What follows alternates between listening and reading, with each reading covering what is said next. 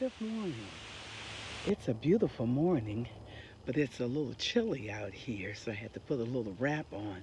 But I wanted to come out and take a walk, and while walking, I started thinking about families that were having deaths due to the coronavirus. It seems like the numbers are picking up. As a funeral manager, I've noticed that I'm having more deaths now than I was a few months ago. And so that really concerns me. But one of the things that I wanted to share with families is don't wait until a death occurs for you to try to figure out what it is you want to do. If you know that your loved one has the coronavirus, you need to figure out what type of service you want to have. You need to figure out what funeral home you're going to use.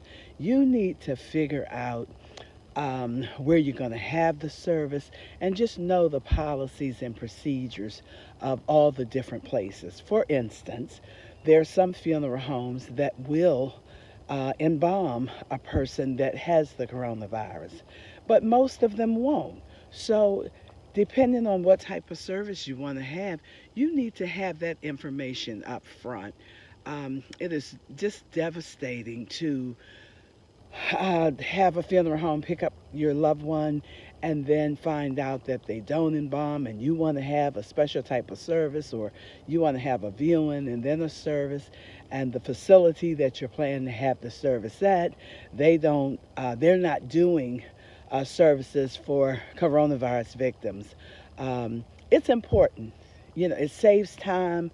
If you know what you want to do up front, you know who you're going to do business with. I'm just saying, it's crazy to wait until the last minute to try to pull your plan together. And it's just so stressful on the family. So, my tip for today is one, get your plan together, have an exit plan, and as a part of that exit plan, know what funeral home you're going to use when your time comes or when your loved one seems to be drifting away. um, know what you're going to do if there's a house in that person's name only. Figure out how you're going to handle that, because if not, you're going to wind up in probate court. You're going to wind up waiting a year or two to try to get things settled, and it just gets crazy. So my tip for this morning, is to get your house in order. Visit my website at rhondagreen.org and find out what it takes to get your house in order. Have a great day on purpose.